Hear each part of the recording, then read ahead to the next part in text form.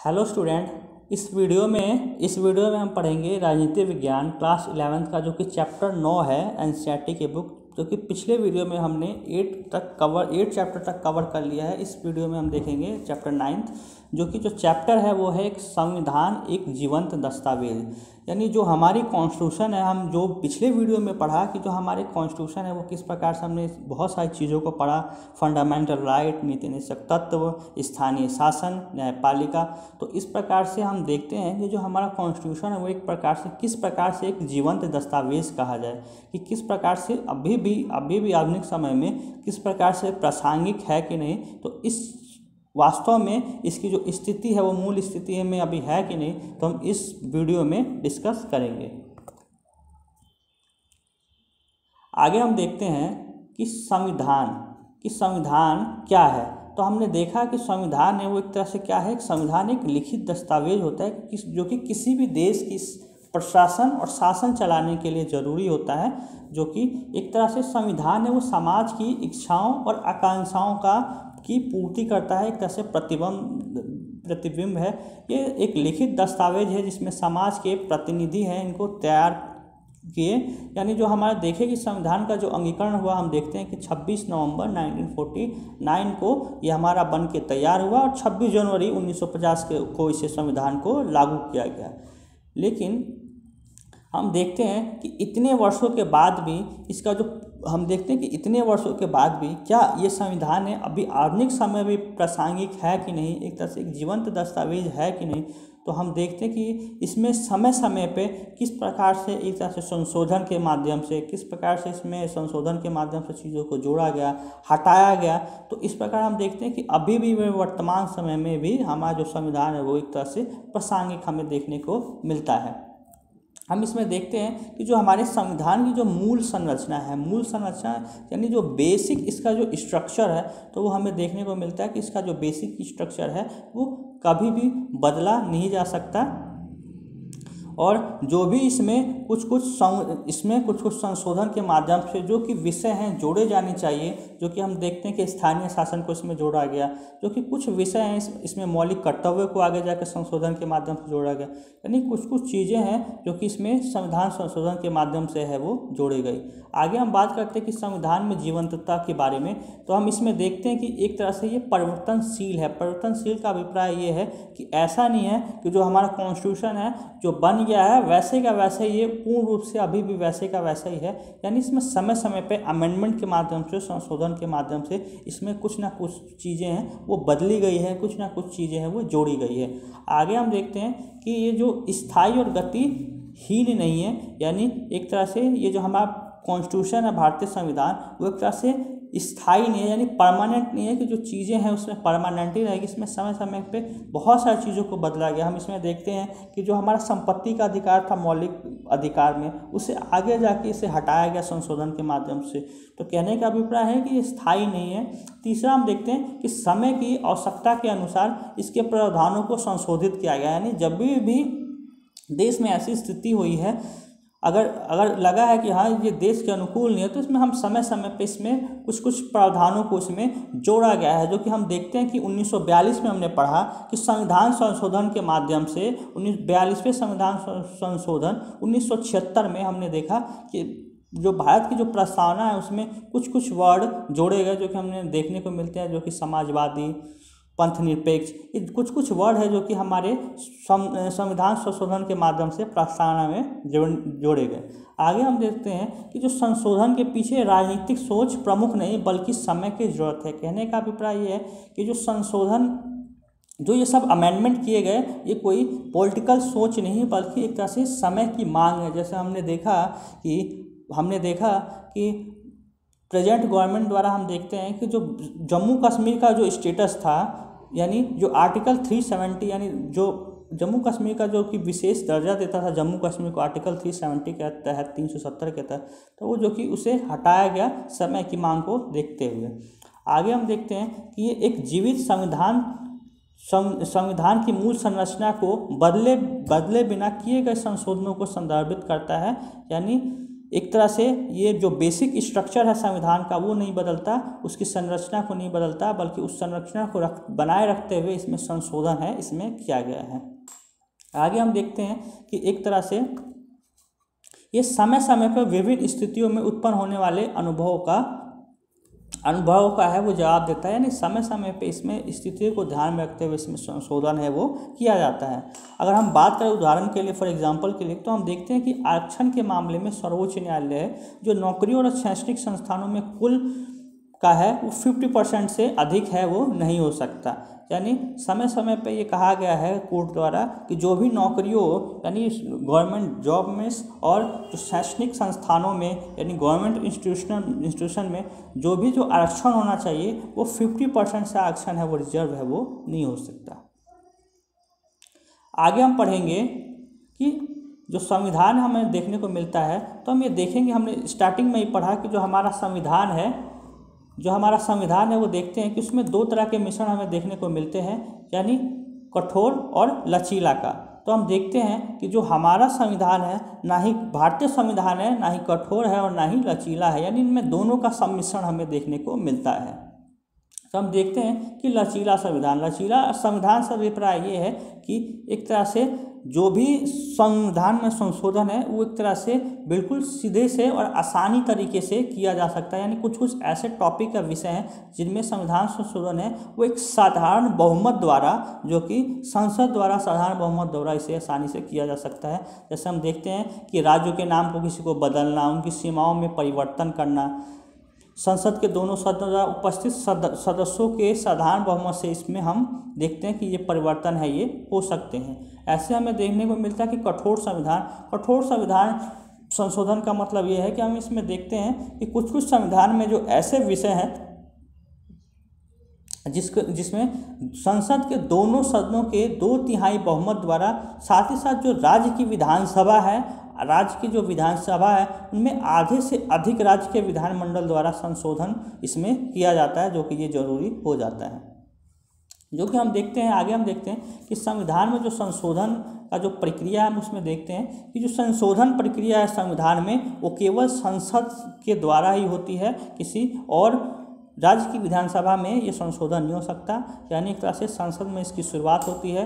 संशोधन की जो प्रक्रिया होती है हम देखते हैं कि जो संशोधन की प्रक्रिया है यानी किस प्रकार से संशोधन किया जाता है, तो ये आर्टिकल जो संविधान का जो अनुच्छेद है वो 368 यानी संविधान का जो अनुच्छेद है वो 368 के तहत संसद को ये अधिकार देता है कि वो संविधान में है संशोधन कर सकती है, आर्टिकल 368 के तहत। ऐसे हम देखते हैं कि संशोधनों का अर्थ ये नहीं है कि संविधान की मूल संरचना परिवर्तित हो, यानी संसद है संविधान में संशोधन करेगी तो उसकी ये अधिकार नहीं है कि वो संविधान के मूल संरचना को ही बदल दे, परिवर्तित कर दे।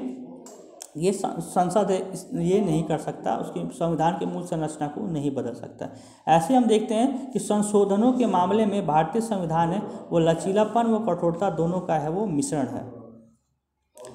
आगे हम देखते हैं कि संविधान में अब तक हम अगर संशोधन की बात करें तो हम देखते हैं कि समय समय पे संविधान में अभी तक हम देखें तो समय समय पे संविधान में 100 से अधिक बार भी अभी तक संशोधन हमें देखने को मिलता है। ऐसे हम आगे देखें तो हम देखते हैं कि संविधान संशोधन विधेयक के मामले में राष्ट्रपति को पुनर्विचार के लिए भेजने का अधिकार है वो देखते हैं। हम देखते हैं कि राष्ट्रपति को अभी तक बहुत से ऐसे विशेषाधिकार हैं कि हाँ वो राष्ट्रपति है कुछ विधेयक अपने पास रख सकता है, कुछ को पुनर्विचार के लिए लौटा सकता है, लेकिन हमें इसमें संविधान संशोधन विधेयक में हम देखते हैं कि राष्ट्रपति को ये विधेयक पुनर्विचार के लिए भेजने का है वो अधिकार है वो नहीं है। आगे हम देखते हैं कि संविधान में संशोधन के तरीके क्या हैं। अगर बात की जाए कि संविधान में किस प्रकार से संशोधन किए जा सकते हैं तो संविधान में संशोधन करने के 3 तरीके होते हैं, यानी 3 माध्यम से संविधान में संशोधन कर सकती है। तो हम देखते हैं कि जो सबसे पहला माध्यम होता है वो होता है कि सामान्य बहुमत के आधार पर, यानी संसद के सदन में सामान्य बहुमत के आधार पर चीज़ों को है वो की जा सकती है।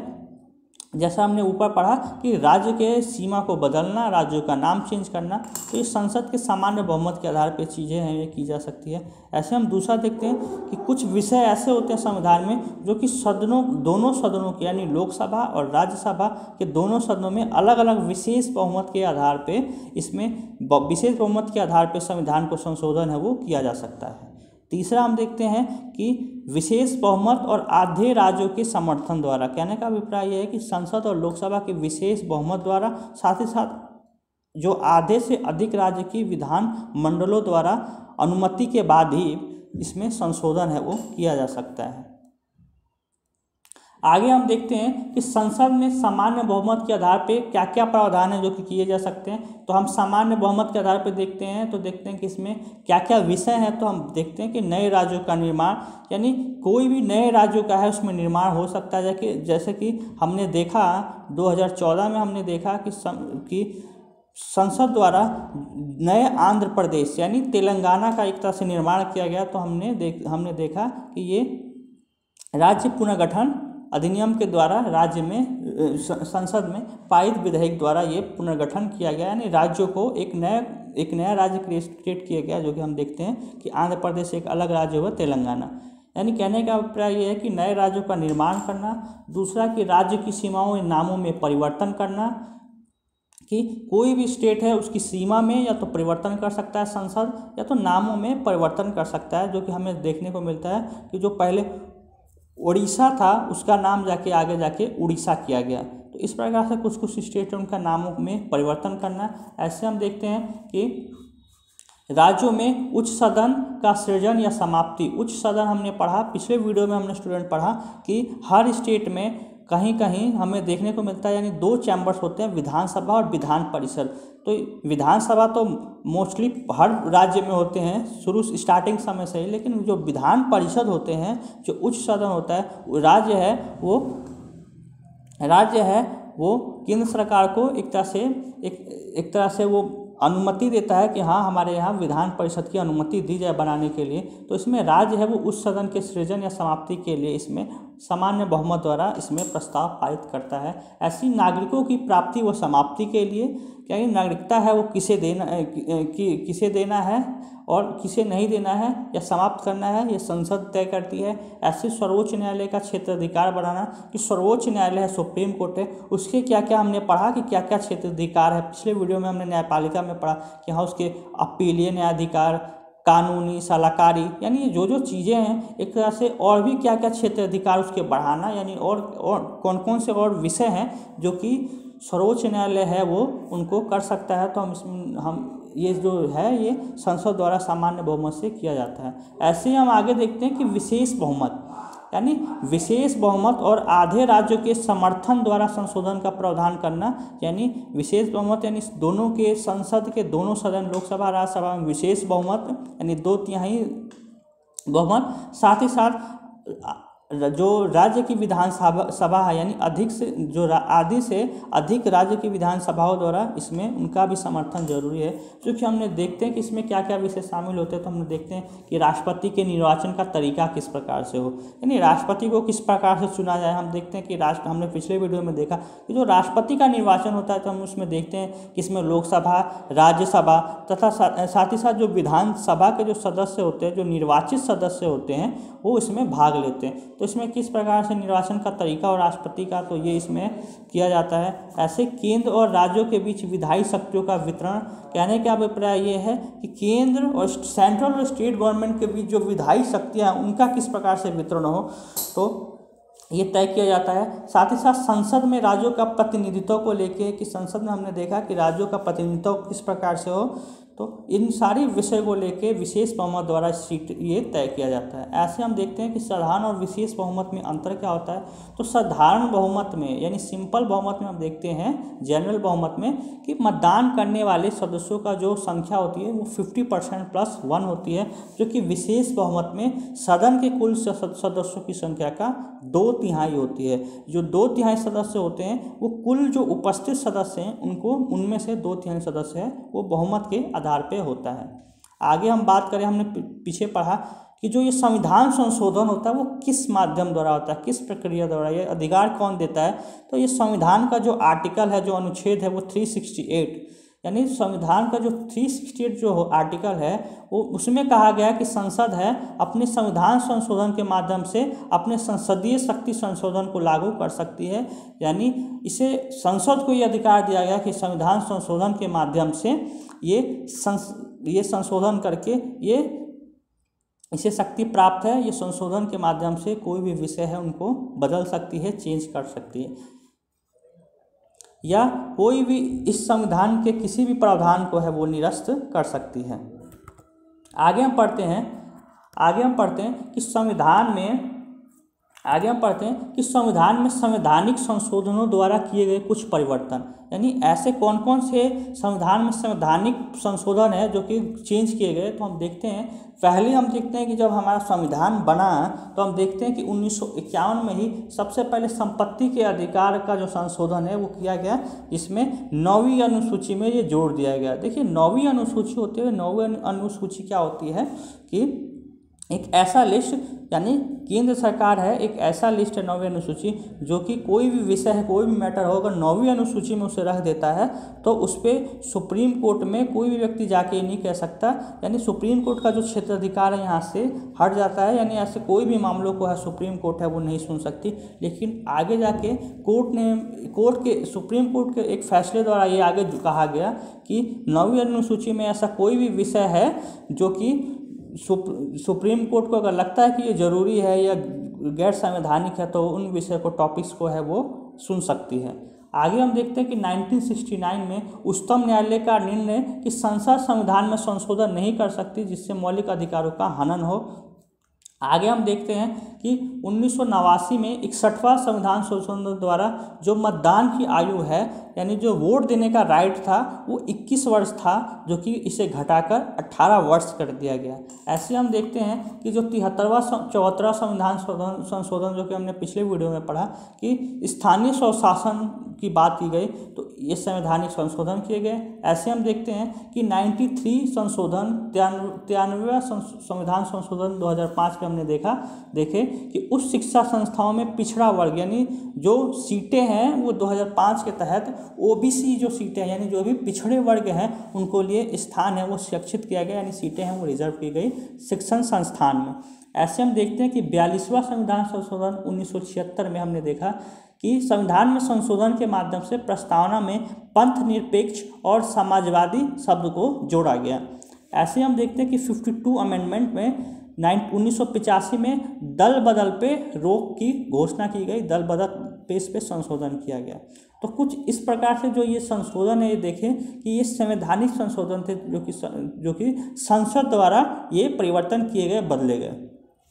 आगे हम देखते हैं कि संविधान में संशोधन द्वारा हम अगर देखें तो हमने पढ़ा कि कॉन्स्टिट्यूशन में संशोधन करना, किस प्रकार से जो नई नई चीज़ें हैं समय के अनुसार संविधान में जोड़ना, बदलाव करना।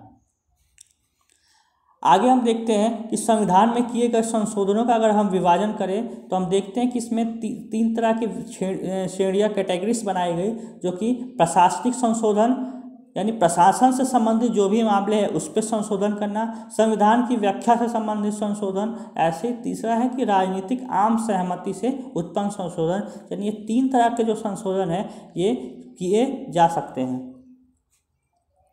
आगे हम देखते हैं कि विवादास्पद संशोधन, यानी ऐसा कौन सा विषय है जो कि आगे जाके विवादास्पद हो गया, यानी विवाद उत्पन्न हो गया आगे। तो हम देखते हैं कि वे संशोधन जिनका कारण विवाद हो, यानी हम देखते हैं कि संविधान संशोधन में 38, 39, 42वां संविधान संशोधन है, ये विवादास्पद माने जाते हैं, यानी ये आपातकाल में हुए संशोधन है, इसी श्रेणी में आते हैं।